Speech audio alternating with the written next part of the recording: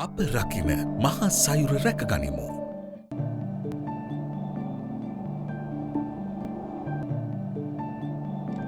Coral පර මුහුදු පතුලේ අපට දැකගත හැකි අතිශය සුන්දර විශ්මය දනවන පරිසර පද්ධතියක්. ඒ වෙනුවෙන් ඉහළ සංචාරක ආකර්ෂණයක් හිමිවී ඇත්තේත් ඒ නිසාමයි. කොරල් පරවල වැදගත්කම සහ වටිනාකම මේ මතුපිට සුන්දරත්වයට වඩා අතිශය විශාලයි. බුහුබවුන් නැතිනම් පොලිප්ස් කියන ඉතා කුඩා අපෘෂ්ඨවංශී සත්ව විශේෂ නිසා තමයි කොරල් පර නිර්මාණය වෙන්නේ. මුහුදු පතුලේ ප්‍රභා සංශ්ලේෂණ ක්‍රියාවලිය වෙනුවෙන් මේ කොරල් පරවල දායකත්වය අතිශය වැදගත්. අපේ රටේ කල්පිටිය බාර්රේෆ් හික්කඩුව කයන්කනි කුඩාරාවනා පරවිතූපත ලංකාවේ කොරල් පර වෙනුවෙන් වූ සුවිශේෂී කලාප කිහිපයක්. සංචාරක කර්මාන්තයට කොරල් පර ආශ්‍රිත කලාප වෙතින් ලබා දෙන්නේ ඉහළ දායකත්වයක්.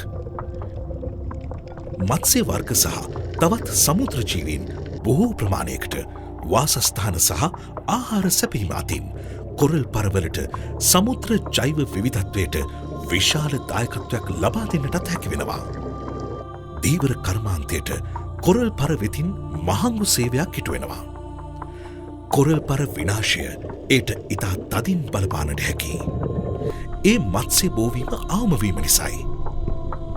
වෙරලාසන්නයෙන් බැම්මක් ලෙසින් පවතිමින් මුහුදු රළ වේගය අඩු කරන කොරල් පර වෙරළ ඝාතනයත් අවම කරනවා.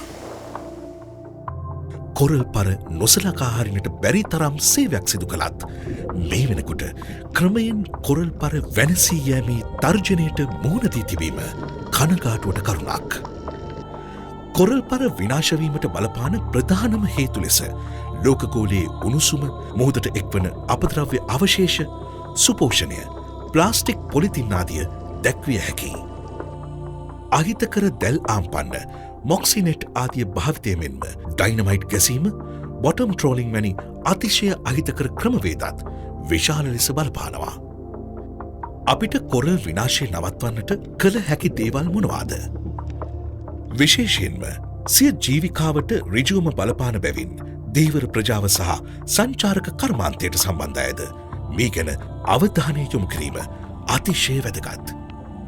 ඊටත් අමතරව කොරල් පර සම්බන්ධ නීති පනත් යාවත්කාලීන කිරීම සහ ඒවා ගැන ප්‍රජාව දැනුවත් කිරීමත් අවශ්‍යම කාරණයක්. රට වටේම හැඩ කරන සුන්දර කොරල් රැකගනිමු. මත්ස්‍ය සම්පත වැඩි කරගනිමු.